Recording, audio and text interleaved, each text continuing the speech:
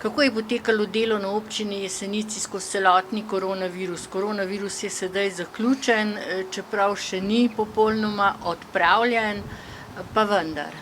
No, veseli smo tudi na Jesenicah, seveda, da je zdravstveni vidik te krize, korona krize, zdaj v tolikšni meri omejen, da se lahko življenje vrača kolikor toliko v običajne tirnice. Veseli smo, da so spet šole odprle svoja vrata, da se učenci vračajo v šole. Vrtci so prav tako spet odprli svoja vrata, na Jesenicah smo spet zagnali mestni avtobusni promet in z tega vidika smo lahko kar zadovoljni. No. Naj pa še povem, da smo v preteklih 2 mesecih in pol imeli kar veliko dela tukaj. Sodelavci nekateri so bili na čakanju doma, nekateri so delali od doma, nekateri so svoje delo upravljali tukaj. Seveda, glede na okoliščine smo naše delo morali prilagoditi. No, ampak naj pa še enkrat povem, smo pa zelo veseli, da smo se vsi skupaj res držali vseh priporočil, navodil pristojnih zdravstvenih institucij in da smo skupaj, skupnimi močmi obvladali zdaj to nevarno bolezen. Končana je obnova osnovne šole Toneta Čufarja, prav tako energetska sanacija. Ja, je šlo za kar en velik in pomemben projekt za Jesenice, tudi ena od nalog, ki sem si jo zadal na začetku mandata, da čim več teh javnih objektov, ki so energetsko potratni, da jih energetsko saniramo in da na ta način na dolgi rok začnemo ustvarjati prihranke, kar se mi zdi zelo pomembno.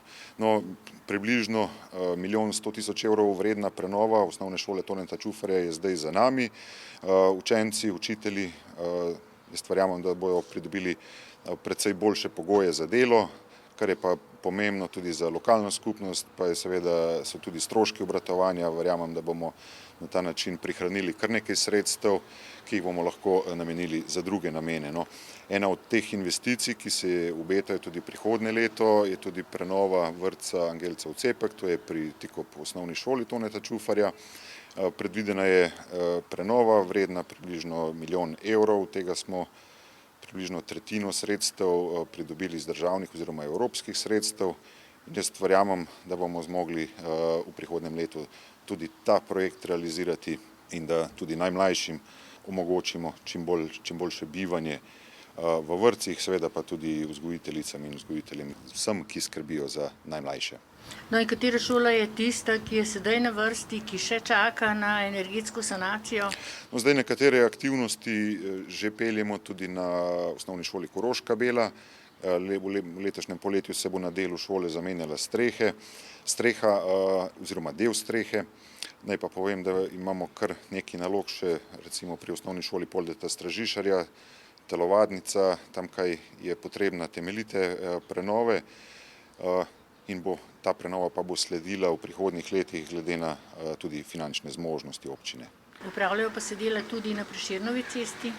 Ja, odsek Prešernove ceste od Dinosa proti podjetju Plastkom je končana.